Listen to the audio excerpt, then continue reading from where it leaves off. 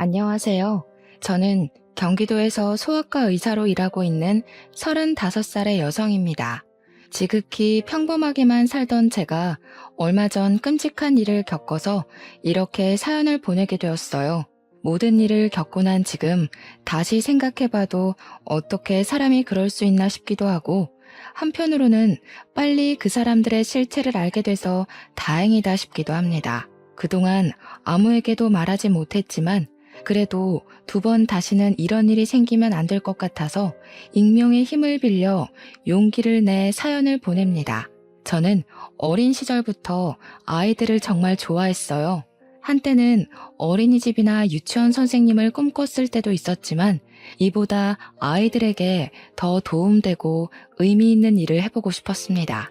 그래서 소아과 의사라는 꿈을 가지고 의대에 진학했고 열심히 노력해서 전문의 자격증도 따고 소아과도 개원할 수 있었어요.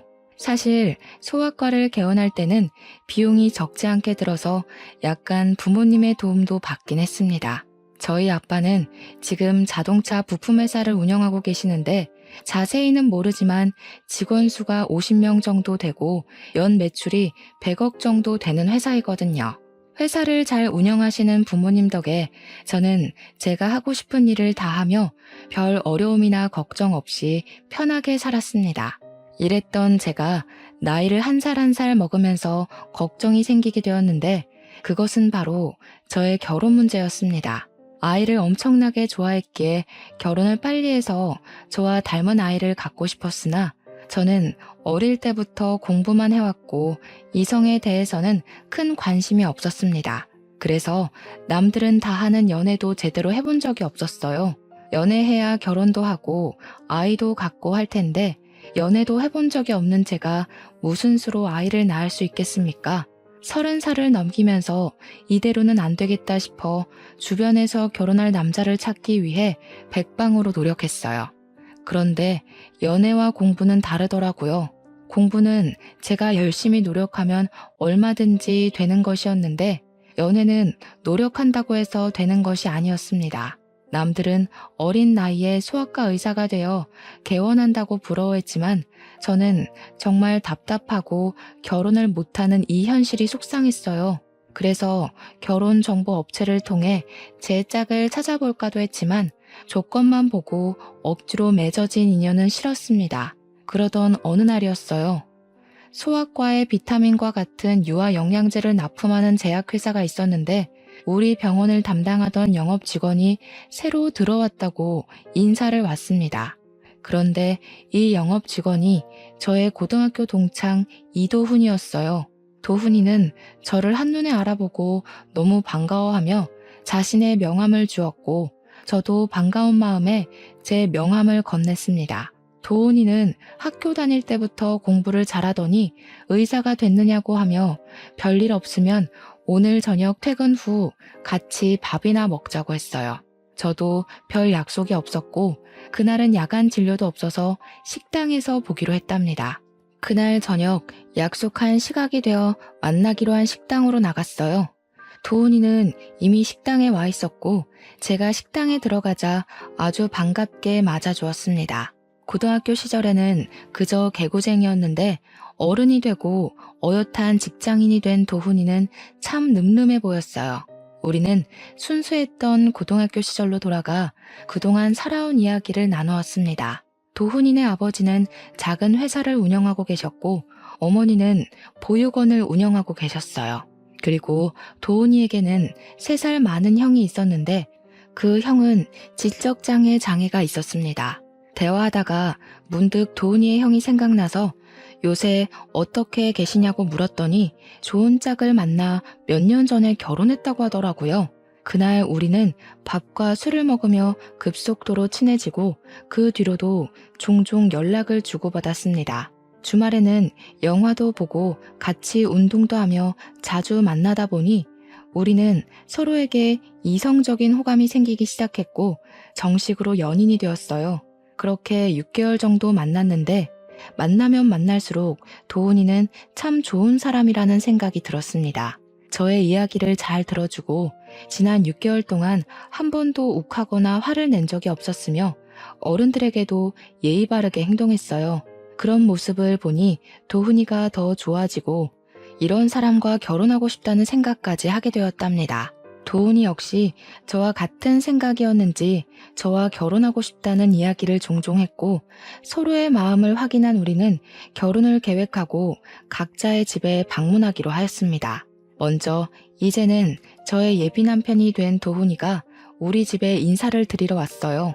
저는 예비 남편에게 빈손으로 오라고 신신당부를 했지만 예비 남편은 그럴 수 없다며 어르신들에게 필요한 영양제에 과일까지 사들고 집에 왔습니다. 부모님은 너무 반가워하시며 제가 나이 먹고 결혼도 못할 줄 알았는데 이렇게 저와 결혼을 결심해줘서 고맙다며 아주 많이 반겨주셨어요. 도훈이는 엄마가 새벽부터 준비하신 음식들을 아주 복스럽게 먹었고 그런 모습을 본 부모님은 아주 좋아하셨습니다. 식사를 마친 후 거실에서 이야기하다가 예비 남편의 부모님, 저에게는 예비 시부모님에 관한 이야기가 나왔습니다. 그런데 놀랍게도 예비 시아버지가 운영하는 회사가 우리 아빠 회사의 하청업체더군요.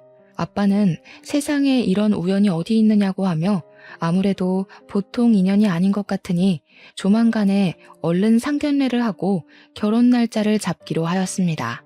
도훈이와 부모님의 첫 만남은 아주 화기애애했고 이어서 다음 주에는 제가 예비 남편의 집에 첫인사를 드리러 갔어요.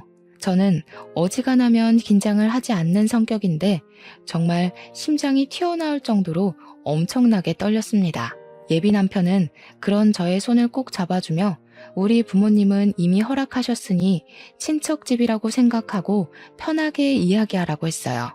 집에 들어가니 예비 시어머니는 저를 너무 반갑게 맞이해 주시며 소아과 의사이니 공부는 당연히 잘했을 텐데 얼굴도 참하게 이쁘다며 반겨주셨습니다.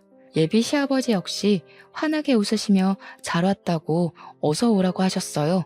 두 분의 따뜻한 환대를 받으며 거실로 들어갔는데 상에 육회, 공회 모든 음식이 다 있더라고요. 세상에, 저 이런 상은 식당에서나 봤지 집에서는 처음 봐요. 저 음식 가리는 것 없어서 밥에 김치만 있어도 잘 먹는데 힘들게 왜 이리 많은 것을 차리셨어요. 너무 감사합니다.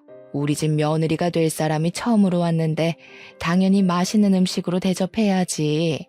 어서 와서 앉아요. 예, 지은아, 네 동서 될 사람 왔는데 왜 이리 꾸물거리니? 빨리 밥 가져오지 못해? 부엌에서는 저의 예비 형님이 땀을 뻘뻘 흘리며 얼굴이 시뻘개져서 허둥지둥 음식을 준비하고 있었습니다. 저는 예비 형님이 당연히 저보다 나이가 많을 줄 알았는데 한눈에 딱 봐도 너무 앳되고 어려 보였어요. 예비 형님께 인사를 하고 저와 예비 남편 그리고 예비 시부모님과 예비 시아주버님까지 상 앞에 앉았습니다. 그런데 예비 형님 혼자서 수저를 놓고 밥을 나르고 국을 나르고 계시는데 아무도 예비 형님을 도와주지 않았어요. 어느 정도였냐면 쟁반에 밥과 국, 수저를 가지고 오면 앉아있는 사람들끼리 상을 차릴 수는 있잖아요. 그런데 예비 남편을 포함한 모든 가족이 그조차도 하지 않아서 예비 형님 혼자 이리저리 다니며 수저를 일일이 다 놓고 밥과 국도 놓더라고요. 이건 아닌 것 같아서 제가 좀 거들려고 자리에서 일어났습니다. 예비 시어머니가 그런 저에게 어디 가느냐고 하시길래 형님 혼자 바빠 보여서 일 좀 거들려고 한다고 했더니 어머니는 굳이 그럴 필요 없다며 오늘 처음으로 온 자리니 그냥 편하게 밥이나 먹고 가라고 하셨어요. 예비 형님은 혼자 너무 힘들어 보이는데 다들 형님을 거들떠보지도 않더라고요. 지금 이런 상황도 이해가 가지 않는데 더 황당한 것은 밥과 국이 다 차려지고 나서도 예비 형님은 자리에 앉지 않고 옆에서 가만히 서서 있었습니다. 형님도 같이 앉아서 식사해요.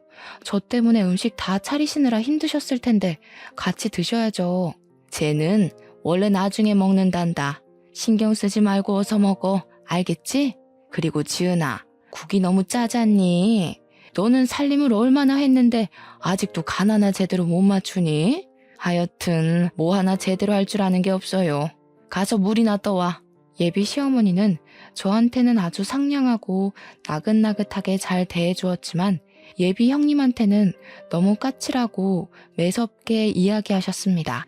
예비 형님은 그런 어머니의 말에도 원래부터 당연히 그래왔던 것처럼 억울한 표정 하나 없이 밥상 옆에 서 있었고, 다른 가족들도 그런 예비 형님을 아무도 신경 쓰지 않았어요. 예비 아주버님 역시 마찬가지였습니다. 자신의 부인이 이런 하대를 받고 있는데도 아무렇지 않게 생각하고 밥만 먹고 있더라고요. 이런 모습이 저는 너무 불편하고 이해가 되지 않았습니다. 편하지 않은 식사가 마쳐지고 부엌에 가보니 설거지할 그릇이 정말 많았고, 예비 형님은 그 앞에서 한숨을 쉬고 있었어요. 밥도 못 먹고 차리기만 한 형님이 안쓰러워서 주방에서 같이 설거지를 하려고 했습니다. 제가 고무장갑을 끼자 예비 시어머니는 네가 왜 고무장갑을 끼느냐고 하며 이런 일은 지은이 시키면 된다고 하셨어요. 그러면서 어머니는 제 손에 있던 고무장갑을 빼버리고 예비 형님한테 빨리 상 치우고 과일을 내오라고 했습니다. 예비 형님 혼자 상을 다 치운다고 쟁반에 그릇들을 옮기는데 그 누구 하나 도와주지 않고 구경만 하고 있었어요. 이건 정말 아니다 싶어서 제가 조금씩 도우려고 하자 예비 시어머니도 남편도 아무것도 하지 말고 그저 앉아 있으라고 했습니다. 이렇게 예비 형님 혼자 모든 그릇을 다 치우니 이번에는 예비 시아버지가 빨리 과일 좀 내오라고 화를 버럭 내셨고, 예비 형님은 예비 시아버지의 호통에 과일을 깎기 시작했어요. 예비 형님 혼자 종종거리며 과일과 차를 내오고 혼자 부엌에 들어갔습니다. 저는 그런 예비 형님이 신경 쓰여서 마음 편히 있을 수가 없었어요. 저의 이런 속도 모르고 예비 남편은 그저 실실 웃으며 과일을 먹고 있었고, 예비 시아버지는 자신이 운영하는 회사와 우리 아빠가 운영하는 회사가 협력 관계라며 세상에 이런 우연이 어딨냐며 좋아하셨습니다. 예비 시어머니와 예비 아주버님도 아주 좋아했지만 이 순간에도 예비 형님은 마치 이 집의 가정부처럼 설거지하고 있었어요. 그래도 가족인데 혼자서 설거지를 다 하는 것이 너무 힘들 것 같아 다시 부엌으로 향했습니다. 아가야, 네가 왜 부엌으로 가니? 뭐 필요한 거 있니? 그게 아니라 형님 혼자 너무 힘드실 것 같아서 도우려고요. 아까 보니까 그릇이 엄청 많이 쌓였던데 아무래도 혼자서 하려면 너무 오래 걸릴 것 같아요. 형님과 이야기도 좀 나누고 싶고요. 그런 힘든 일은 제 혼자 해도 충분해. 너는 손님으로 온 것이니 제 신경 쓰지 말고 앉아서 과일이나 먹으렴. 그리고 무슨 형님이랑 대화하니? 우리끼리만 하면 되지. 지은아, 너도 빨리 설거지 마무리하고 좀 쉬어. 너 때문에 우리 새아가가 불편해하지 않니? 아유, 쟤는 눈치도 없고 생각도 없고 손도 느리고. 예비 시어머니는 제가 민망하게 느낄 정도로 예비 형님을 혼내셨습니다. 이렇게 예비 시어머니가 대놓고 무시를 하는데도 아무도 여기에 대해 토를 달지 않았고, 이게 당연하다는 듯이 앉아서 과일을 마저 먹고 있었어요. 심지어 예비 형님의 남편까지도요. 이런 분위기가 정말 이해가 가지 않았고 너무 불편했습니다. 과일을 먹는 둥 마는 둥 하고 예비 시댁에서 나왔어요. 집으로 가는 길에 예비 남편에게 예비 형님에 관해서 물어보았습니다. 예비 형님은 원래 예비 시어머니가 운영했던 보육원에서 아기 때부터 자랐다고 해요. 그러다가 만 18세가 되어 보육원을 퇴소하고 바로 형과 결혼을 해서 지금까지 시댁에서 같이 살며 집안일을 하고 있었습니다. 그럼 형님은 몇 살이냐고 물으니 이제 고작 23살이래요. 예비 아주버님이 36살이니 둘이 무려 13살이나 차이가 났습니다. 남편에게 그럼 아주버님과 형님이 정말 사랑하고 연애해서 결혼한 것이냐고 했더니 그런 건 아니고 그냥 부모님이 결혼하라고 해서 했다는 거예요. 여러분은 이게 말이 되시나요? 지금 세상이 어떤 시대인데 부모님이 정해준 짝과 정략 결혼을 합니까? 저는 아주 기가 막혀서 어이없어 하는 반면 예비 남편의 표정은 너무 태연했습니다. 예비 형님이 이렇게 사시는 것은 아주 당연하다는 뜻이요. 나는 솔직히 어머니가 형님한테 막 대하는 것도 이해가 가지 않고 그런 모습을 보고도 다들 가만히 있는 것도 이해가 가지 않아. 그리고 지금이 어느 시대인데 어머니가 결혼하라고 해서 결혼하고 또 밥상 차린 며느리한테 고생했다는 말은 하지 못할 망정 옆에 서 있으라고 하니? 형수는 아주 어린 시절부터 보육원에서 자라면서 엄마의 도움으로 고등학교까지 졸업했고 졸업 후에도 형과 결혼시켜서 가족이 되어준 거야. 오늘 하루만 본 너는 이해가 안 될 수도 있겠지만 엄마로서는 피 한 방울 섞이지 않은 남에게 학비도 대주고 옷도 입히고 밥도 먹이면서 키운 데다가 가족도 없는 사람에게 가족도 되어줬는데 이 정도 대접은 받아도 되는 거 아니야? 이게 대접이야? 글쎄, 내가 보기에는 형님 그냥 그 집의 가정부이고 하녀 같아 보였어. 차라리 진짜 가정부라면 월급이라도 받지. 형님은 뭐 돈이라도 받니? 난 이 모든 상황이 이해가 가지 않네. 그리고 어머니가 그렇게 한다고 해도 너라도 그렇게 하지 못하게 말렸어야지. 어떻게 그냥 그거를 보고만 있어? 뭘 그렇게 따지고 들어. 어차피 너는 평일에는 매일 병원에서 출근해서 집안이 어떻게 돌아가는지 알지도 못할 텐데. 그냥 형과 형수는 형수의 인생을 살고 나랑 너는 우리끼리의 인생을 살면 되는 거 아니야? 그냥 그러려니 하면 되지 뭘 그렇게 하나하나 다 따져대냐? 따지는 게 아니라 사람이라면 당연히 이상하다고 생각하는 거 아니야? 길 가는 사람들한테 물어봐. 어머니가 형님한테 하는 대우가 정말 타당한 것인지 말이야. 아주버님은 지금 많이 아프시니까 그런 사리분별이 조금 어려워도 너는 사리분별 올바르게 할 수 있잖아. 이게 지금 옳은 일인 것 같니? 너라도 말리고 형님 편이 되어드려야지. 제가 처음으로 큰 소리를 내자 예비 남편은 마지못해 알겠다고 했습니다. 그날 집에 와서 아무리 생각해봐도 예비 시댁이 이해가 가지 않았고 예비 형님은 어린 나이에 왜 그런 고생을 하고 살고 있는지도 궁금했어요. 저는 부모님께도 제가 예비 시댁에서 본 것들을 그대로 말씀드렸어요. 아무리 며느리라고 해도 그렇지 세상에 그런 대우를 하는 사람들이 어딨냐며 도울 방법을 찾아보라고 했습니다. 다음 날 예비 남편과 퇴근 후 만나기는 했지만 이전과는 다르게 뭔가 묘하게 어색하고 불편했어요. 원래는 우리가 만나면 한시도 쉬지 않고 대화를 나눴는데 이날은 대화가 자꾸 끊기고 시간이 잘 가지 않았습니다. 화요일, 수요일에도 원래는 퇴근하면 잠깐이라도 만났지만 예비 남편은 피곤하고 야근을 한다고 이유로 저를 만나지 않았어요. 뭔가 피하는 것 같다는 생각이 들었습니다.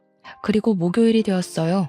우리 병원은 매주 목요일에 휴진해서 그날 개인적인 업무를 많이 보곤 했습니다. 이날은 엄마의 심부름으로 마트에 갔는데 예비 형님이 마트에 있었어요.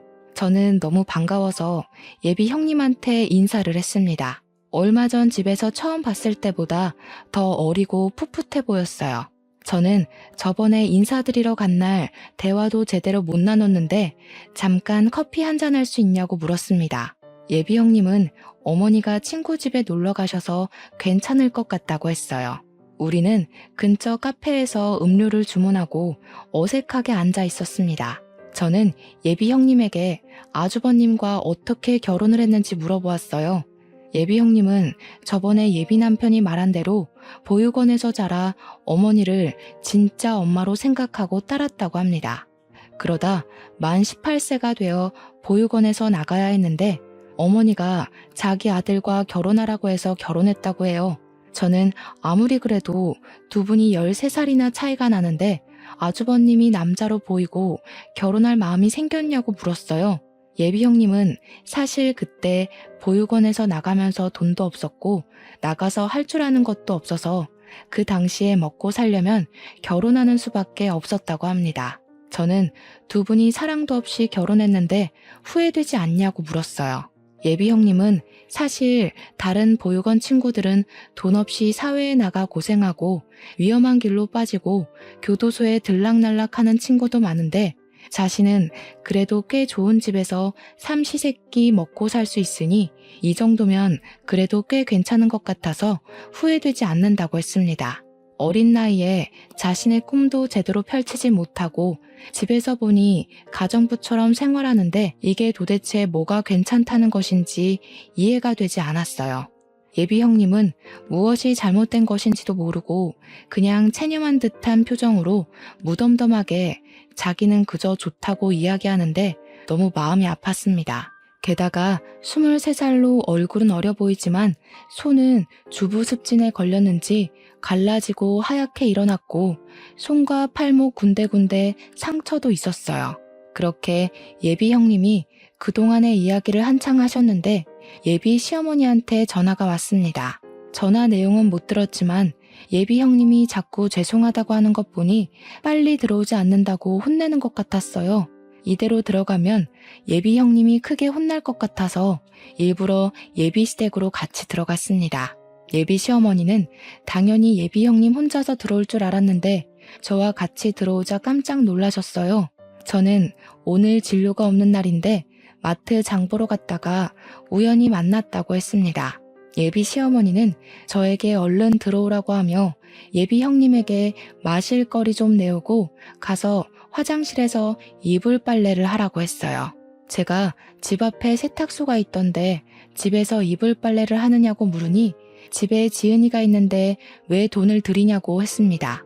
예비 시어머니는 예비 형님을 가족이 아닌 그저 가정부로만 보았어요. 저는 이 집에서 예비 형님을 빨리 구해내야겠다고 생각했고 예비 시어머니가 운영하는 보육원의 다른 아이들은 과연 잘 지내고 있을지 궁금했습니다. 직접 제 두 눈으로 아이들을 확인해보고 싶어서 예비 시어머니에게 보육원에 가서 의료봉사를 하겠다고 제안했어요. 의료봉사? 해주면 좋긴 한데 너도 바쁠 텐데 굳이 할 필요 있겠어? 아이들도 50명이나 돼서 혼자서는 힘들 텐데. 50명이면 우리 학교 후배들과 함께 의료봉사 나가면 돼요. 의료봉사하면 다양한 환자들을 접할 수 있어서 의사 후배들한테 도움이 되는 부분이 있거든요. 저도 예전부터 의료봉사 꼭 해보고 싶기도 했고요. 어차피 아이들 건강 상태도 검사해야 할 테니 제가 가서 할게요. 이번 주 일요일에 별일 없는데 보육원에 가도 되죠? 일요일? 그래, 일단 알겠다. 보육원에 말은 해놓으마. 아, 그리고 어머니, 예비 형님이 보육원 출신이라고 들었어요. 그날 예비 형님과 같이 가고 싶은데 그래도 되죠? 지은이는 왜? 지은이는 집에서 일하는 아이다. 굳이 거기까지 같이 갈 필요가 있겠니? 같이 있어봤자 별 도움도 되지 않을 텐데. 아이들은 낯선 사람에 대한 경계가 상당하거든요. 그래서 저 혼자서 진료보는 것보다는 같이 지냈던 사람이 함께 있으면 더 도움되고 좋을 것 같아요. 그날 예비 형님도 같이 갈 수 있게 허락해주세요. 예비 시어머니는 예비 형님도 같이 가게 해달라는 말에 매우 당황한 듯 보였지만 제가 거의 조르다시피 하여 허락을 받아냈습니다. 저는 일요일에 예비 시댁에 와서 식구들을 다 태우고 보육원에 가기로 했어요. 다 함께 봉사를 가기로 한 일요일이 되었습니다. 평소에 친하게 지내던 학교 후배들은 바로 보육원으로 출발했고 저는 예비 시댁으로 가서 예비 시어머니와 예비 남편 그리고 예비 형님과 다 같이 보육원으로 향했어요. 예비 남편과 저는 여전히 뭔가 어색했습니다. 보육원에 의사 후배들이 먼저 도착해 있었고 아이들은 운동장에 있었는데 20명 정도밖에 없어 보였어요. 저는 예비 시어머니에게 50명 정도 되는 아이들이 있다고 했는데 왜 이거밖에 없냐고 물었더니 지금 30명 정도는 날이 좋아 소풍을 갔다고 했습니다. 저와 의사 후배들은 바로 조를 짜고 20명의 아이를 분담해서 진료를 시작했어요. 예비 형님은 제 옆에서 아이들의 긴장을 풀어주는 역할을 했고 예비 시어머니와 예비 남편은 보육원 내의 사무실에 들어갔습니다. 진료를 시작했는데 제가 그동안 소아과에서 본 아이들과는 달리 표정이 모두 다 어두웠어요. 원래 아이들은 어른들과는 달라서 아프고 열이 나도 떠들고 장난치는데 보육원에 있는 모든 아이가 눈치 보는 것 같고 뭔가 겁에 질린 표정들이었습니다. 예비 형님이 일부러 아이들에게 말을 걸었지만 다들 저와 후배들을 경계하고 있는 것 같았어요. 묻는 말에 대답도 하지 않고 웃긴 하는데 억지 웃음이었습니다. 아이들의 표정도 상태도 이상했고 제가 분명히 오늘 의료봉사를 한다고 했는데 그 날짜에 맞춰서 절반이나 되는 아이들이 소풍을 갔다는 것도 이상했어요. 다행히 운동장에 있던 아이들은 크게 아픈 곳은 없어 보였습니다. 진료를 마치고 보육원을 둘러보다가 보육원 후문 쪽에 창고 같은 건물이 하나 있었어요. 그곳은 뭐 하는 곳인지 궁금해서 들어가려고 하니 문이 잠겨 있더라고요. 저는 다시 돌아오려다가 무슨 소리가 들리는 것 같아 그 앞에 귀를 대고 서 있으니 보육원 직원이 놀라서 쫓아왔습니다. 여기는 그냥 창고로 쓰이는 곳이고 직원들 외에는 들어갈 수 없으니 얼른 저쪽으로 가라고 했어요. 일단 가기는 갔는데 창고 안에서 분명히 사람 소리가 들렸는데 창고라고 하니 뭔가 수상했습니다. 미심쩍은 부분이 너무 많았고 아이들도 겉보기에는 괜찮아 보였지만 심리적으로는 매우 불안해 보였어요. 그래서 이 보육원에 대해 조금 더 알아봐야겠다는 생각이 들었습니다. 일단 그날은 진료를 마치고 예비 시어머니 몰래 예비 형님의 전화번호를 받아냈어요. 그리고 아무도 몰래 할 말이 있으니 시간 날 때 언제든 전화를 달라고 했습니다. 그날 예비 남편이 집까지 데려다 주는데 보육원에서 본 아이들의 표정이 너무 어둡고 나이에 맞지 않게 눈치를 많이 보는 느낌이었다고 이야기했어요. 예비 남편은 부모가 버린 아이들의 표정이 밝을 리가 있겠냐며 부모님 손잡고 소아과에 온 아이들과 여기에 있는 아이들이 당연히 다를 수밖에 없는 것이 아니냐고 했습니다. 그러면서 보육원 아이들은 부모한테도 버려진 아이들인데 왜 이리 예민하게 구냐고 했어요. 나는 소아과 의사이고 아이들의 상태를 체크해야 하는 사람이야. 그러니까 당연히 아이들이 전체적으로 분위기가 이상할 때는 의문점을 가질 수도 있는 거지. 안 그래? 그리고 그 아이들이 부모한테 버림을 받았어도 나는 이 아이들의 상태를 제대로 확인해야 할 의무가 있다고. 정말 대단한 의사 납셨네. 저번에는 형수한테 꽂혀서 그러더니 이제는 보육원 아이들이냐? 지금 우리가 그런 거 따질 시간이 있어? 도대체 우리 결혼 준비는 언제 해? 상견례도 하고 결혼식장도 예약하고 갈 길이 구만리라고. 솔직히 말해서 나 지금 너랑 결혼 진행하는 것이 너무 찜찜해. 뭔가 의심되는 구석도 많고 마음에 걸리는 부분도 많아.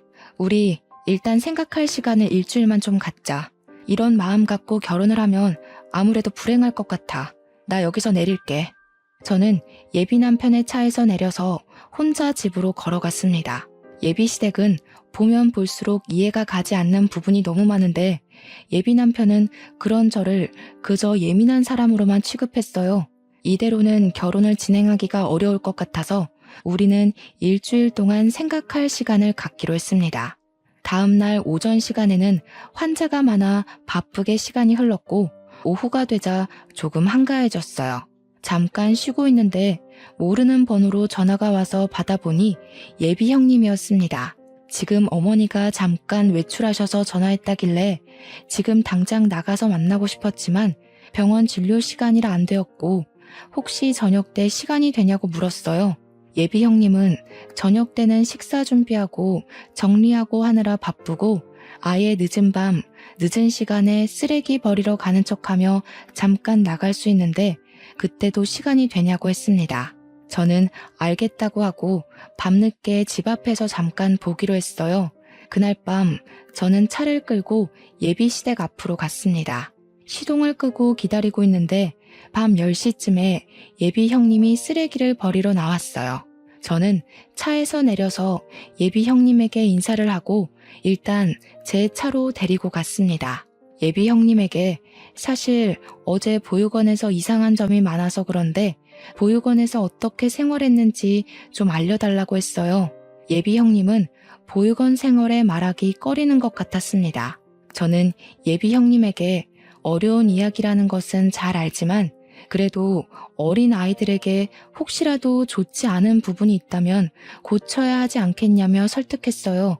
예비 형님은 어렵게 과거의 이야기를 꺼냈는데 내용이 정말 충격이었습니다.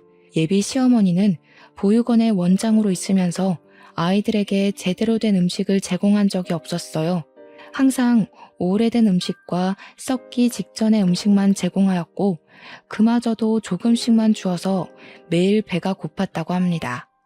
그리고 자신이 기분이 좋지 않으면 아이들을 구박하고 학대하기도 했고 그러다가 아이들의 몸에 상처가 나도 치료하지도 않았어요. 어쩌다 한 번씩 의료봉사나 손님들이 오면 몸에 상처가 있거나 흉터가 있는 아이들은 지하의 강당에 가둬놓았다고 했습니다. 아마 어제도 아이들이 소풍을 갔다고 했지만 지하의 강당에 갇혀 있었을 것이라고 했어요. 그리고 누가 보육원에 방문하면 무조건 웃고 외부에서 온 사람들과 절대 말 섞지 말라고 교육했다고 합니다. 만약에 웃지 않고 사람들과 쓸데없는 말을 섞다가 들키면 그날 밤 어머니는 아이들을 아주 심하게 구박했대요. 왜 어제 이런 이야기를 제게 하지 않았어요? 어제 알았으면 제가 아이들을 찾아라도 봤을 텐데요. 사실 어머니가 저는 눈치가 빠르다고 하면서 많이 때리지도 않으셨고 예뻐해 주셨어요. 다른 보육원 친구들은 자립금을 얼마 주지도 않고 만 18세가 되어 거의 맨몸으로 쫓겨날 때 저는 이 집으로 시집와서 따뜻하게 삼시세끼 먹고는 있잖아요. 지금 다른 친구들은 길거리에서 생활하고 이미 교도소도 몇 번 들락날락하기도 했어요. 저 그 친구들처럼 이 집에서 내쫓길까봐 두려워요. 제가 본 것들 그냥 입 다물고 모른 척하고 있으면 이 집에서 오래 살 수 있는데 괜히 폭로하면 이 집에서 저 쫓겨난다고요. 그러니 언니 제발 제가 이 집에서 쫓겨나지 않게 그냥 이 모든 사실 모른 척 해주세요. 저 여기서 쫓겨나면 아무 데도 갈 곳이 없어요. 부모님도 없는 저는 세상에 혼자 버려진다고요. 예비 형님의 간절한 부탁에 저는 당장 어찌할 도리가 없었습니다. 저는 일단 예비 형님에게 피해가 가지 않도록 모른 척 하겠다고 하고 헤어졌어요. 그렇게 예비 형님과 헤어지고 집에 왔습니다. 혼자 침대에 누워있는데 보육원에서 겁에 질린 아이들이 떠올랐어요. 그리고 자신을 먹이고 입히고 키워줬다는 이유로 원치도 않은 결혼을 하고 그 집에서 자신의 꿈은 생각조차도 하지 못한 채 가정부처럼 사는 예비 형님을 그냥 둘 수는 없었습니다. 그냥 이대로 있으면 저 역시 범죄를 묵인하는 방관자에 지나지 않는다는 생각이 들었어요. 이를 어찌해야 하나 고민하다가 우연히 달력을 보니 조금 있으면 5월 5일 어린이날이더라고요. 저는 이날 다시 보육원에 들어갈 계획을 세웠습니다. 다음 날 병원 점심시간에 예비 시댁으로 향했어요. 들어가 보니 예비 형님은 청소를 제대로 하지 않아놨다는 이유로 예비 시어머니에게 호되게 혼나고 있었습니다. 눈물을 뚝뚝 흘리는데 정말 너무 안타까웠어요. 예비 아주버님은 자신의 부인이 그렇게 혼나는데 신경도 쓰지 않고 TV만 보고 있었습니다. 답답한 마음을 뒤로하고 예비 시어머니에게 5월 5일에 보육원 봉사활동을 하고 아이들에게 간식을 주고 싶다고 했어요. 예비 시어머니는 보육원 일에 왜 이리 신경 쓰냐고 하시며 그다지 반기지 않았지만 제가 소아과 의사이기도 하고 저번에 소풍을 가서 절반 정도는 진료를 보지 못해서 꼭 하고 싶다고 했습니다. 그리고 어린이날이니 아이들이 좋아하는 피자나 치킨 같은 간식을 제공하려고 한다고 하며 예비 형님도 같이 가자고 했어요. 예비 시어머니는 탐탁치 않은 표정으로 굳이 그럴 필요 없다고 하셨지만 제가 완강하게 말하니 어쩔 수 없이 허락했습니다. 저는 예비 시어머니의 허락을 받아냈고 그 후 예비 형님에게 연락해서 보육원의 지하 강당이 어디냐고 물어봤어요. 그곳은 후문 쪽에 들어가는 입구가 따로 있었고 매일 잠가 놓는데 사무실에 그 열쇠가 있다고 했습니다. 순간 저번에 후문에 있던 창고 문을 열려고 하니 보육원 직원이 깜짝 놀라 했던 것이 떠올랐고 직감적으로 거기가 바로 지하 강당일 것 같다는 생각이 들었어요. 제가 알게 된 모든 사실을 부모님께 말씀드리니 부모님은 세상에 어떻게 아이들을 데리고 그런 짓을 할 수 있냐며 이거는 절대 용서하면 안 될 행동이라고 분노하셨습니다. 그런 집안과 제 결혼은 당연히 안 되는 것이고 이들이 법의 심판을 받도록 해야겠다고 하시며 제게 평소에 친분이 있던 변호사 한 분을 소개해 주셨어요. 저는 변호사님께 내가 알고 있는 사실들에 관해서 이야기했고 변호사님은 최선을 다해 도와주겠다고 했습니다. 그리고 예비 형님은 자신의 의지와는 상관없이 보육원 원장인 어머니가 시켜서 지적 장애가 있는 아들과 결혼한 것인데 혹시 혼인 취소가 가능하냐고 물었어요. 어렵기는 하지만 그래도 상황을 보면 아주 힘들 것 같지는 않다며 한번 진행해 보자고 했습니다. 그리고 5월 5일 어린이날이 되었어요. 저는 의사 후배들과 변호사님을 의사 후배인 척 위장을 하고 함께 보육원으로 향했습니다. 그날도 아이들은 운동장에 모여 있었는데 30명 정도밖에 없었어요. 나중에 온 예비 시어머니에게 아이들이 왜 이것밖에 없냐고 했더니 저번에 소풍 가서 진료를 못 본 아이들만 있고 그날 소풍을 못 간 아이들이 오늘은 소풍을 갔다고 했습니다. 아이들은 여전히 표정이 밝지 않았고 우리를 상당히 경계했어요. 한 명씩 진료를 보다가 직원들이 바쁜 틈을 타서 저와 변호사는 빠져나왔습니다. 몰래 사무실로 들어가 열쇠 뭉치를 찾아 챙기고 후문 쪽의 창고로 갔어요. 열쇠가 하도 많아 시간이 오래 걸렸지만 예비 시어머니와 보육원 직원들이 아이들에게 간식을 주느라 바빠서 저와 변호사님을 신경 쓰지 못했습니다.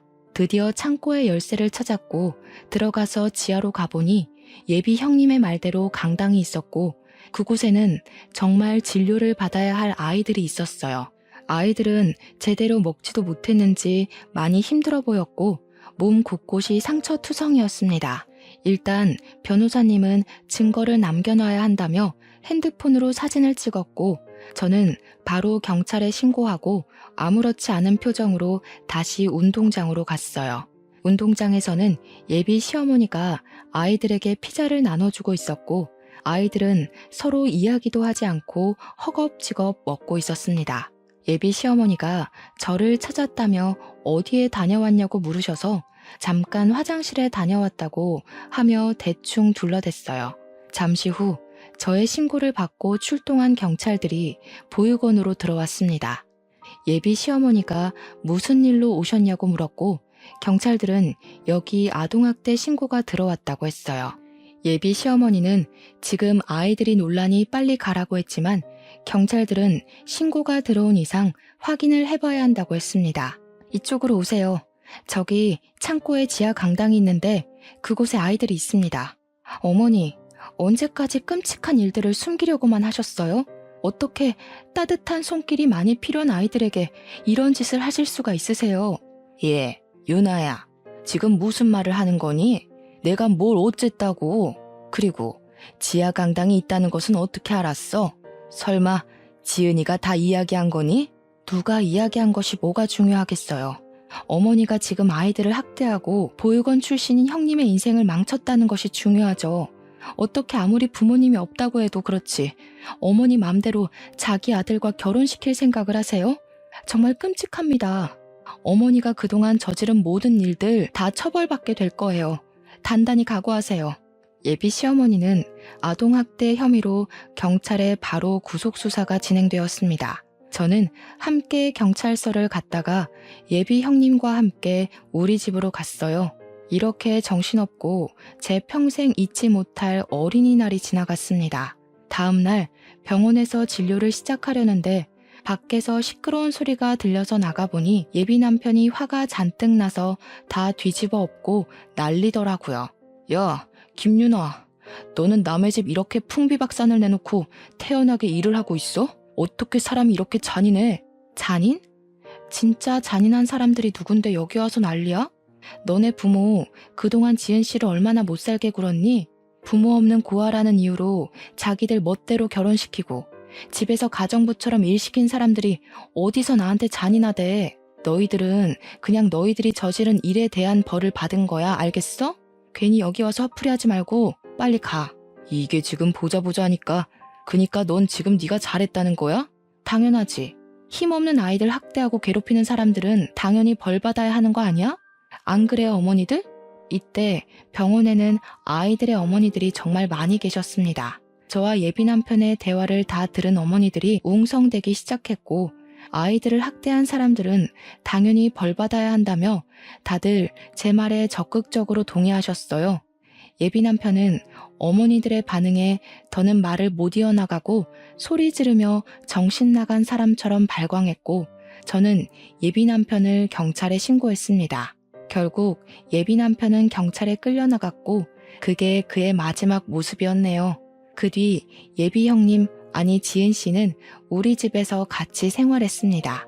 우리 엄마가 해주신 음식을 먹고 저와 같은 방에서 살았는데 평생 혼자 살던 내게 친동생이 생긴 것 같아서 너무 좋았어요.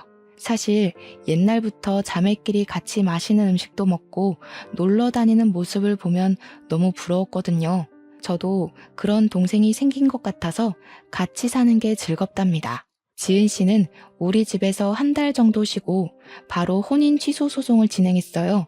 전 예비 시어머니는 보육원에서 아동학대 혐의로 조사를 받느라 정신없고 지은 씨의 남편은 정신적으로 힘들어서 제대로 된 소송이 어려웠습니다.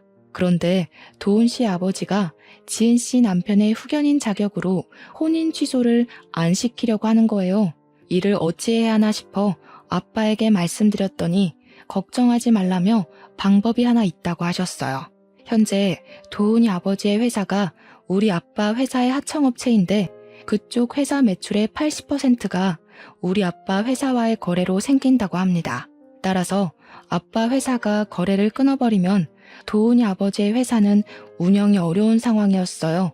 이러한 점을 이야기하며 아빠는 도훈이의 아버지에게 혼인 취소해주지 않으면 모든 거래를 끊어버리겠다고 했습니다. 결국 도훈이 아버지는 어쩔 수 없이 첫째 아들의 혼인을 취소했고 지은 씨에게 위자료까지 주게 되었어요. 그 뒤로 지은 씨는 우리 집에서 생활하며 아빠 회사의 격리 직원으로 일하고 있습니다. 지은 씨는 이번 일을 겪으면서 자신도 누군가에게 도움이 되는 사람이 되고 싶다며 간호조무사 자격증을 따려고 공부도 열심히 하고 저와 함께 한 달에 한 번은 보육원 봉사활동을 다니고 있어요. 그리고 도훈이의 어머니는 아동학대 혐의가 인정되어 징역 2년에 집행유예 4년을 선고받았답니다. 이번에 이 일을 겪으면서 너무 화가 나기도 하고 어린 아이들이 정말 안타까웠어요. 의지할 곳 하나 없는 어린아이들을 괴롭히고 이용하는 나쁜 사람들이 아직도 세상에 있다는 것이 정말 속상했습니다. 사실 저는 그동안 여기 사연을 듣기만 했지 쓰는 사람은 아니었지만 너무 답답한 마음이 들어서 이렇게 사연을 쓰게 되었어요. 제 글솜씨가 그다지 좋지 않아 저의 답답한 마음이 여러분께 제대로 전달되었는지는 모르겠습니다.